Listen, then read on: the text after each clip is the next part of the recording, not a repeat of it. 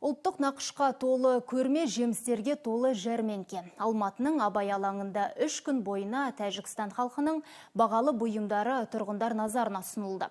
Мегаполисте тәжік халқының мәдениет күндері қалай өтіп жатыр? Ауыл шаруашылығының табиғи өнімдеріне қала тұрғындары қандай баға берді? Әлібек Шынтемір жалғастырады.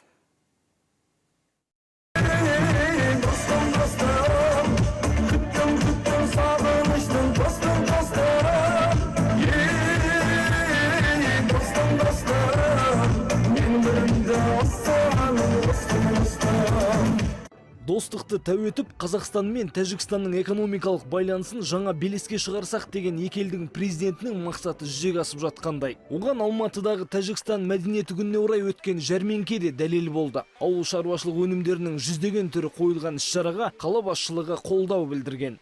Активно развивается товарооборот между Алматы и Республикой Таджикистан. Алматы мен Тәжікстан елінің арасындағы тауар айналымы қарқынды дамып келе жатыр. Мәселен, соңғы бір жылда сауда-саттық 35%-ға артқан. Бұл уақытта алдағы уақытта да жұмыс жалғасатын болады.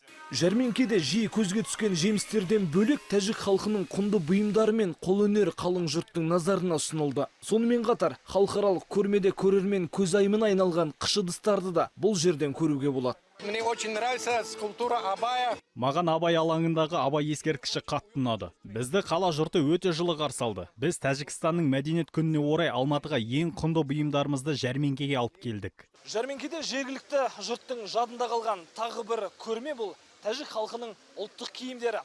Көпшіліктің көңілінен шығып, сауда жасауына сеп болған бұл бағалы бұйымдарға сұраныстың көп екенін байқадық. Мәселен, менің үстіндегі мынау шапан алтын жіппен тігілген задузи деп аталады. Сегодняшняя ярмарка была проведена на высшем уровне. Жәрменке жоғары деңгейде өтті. Өздеріңіз білетіндей, екі елдің басшысы Астанада кездесіп, мемлекет мүддесі үшін келіссөздер жүргізді. Екі ел достығының берік болуы өте маңызды. Шараға келген шаһар жұртының да жәрменкеге деген бағасы оң болды. Бұл бастама себетін сүт өнімдеріне толтырып, қоржынын қампайта сауда жасаған елдің есінде ұзақ сақталатын шүбәсіз. Алматыда республика сарайының алдында Абай алаңында Тәжікстан республикасының мына үлкен жәрменкесі, азық-түлік өнімдерінің, ауыл шаруашылық өнімдерінің үлкен жәрменкесі өтіп жатыр. Осындай алыс-берістерін өзара экономикалық мәдени байланыстардың арта бергеннен мүдделіміз. Мына бүгінгі өтіп жатқан ауыл шаруашылық көрмесі бұл екі елдің арасындағы байланыстарды одан ары нығайта беретін өте жақсы іс-шара деп білеміз. Таңнан кешке дейін көрме аралаған алматылықтар күн бата рухани кештің куәсі болды. Тәжікстандағы Хатлон облысының өнерпаздары 2 сағатқа жуық концерттік бағдарлама қойды. 100-ден астам талантты ерте келген қонақтарымыз ару Алматының кешін көріктендіре түсті.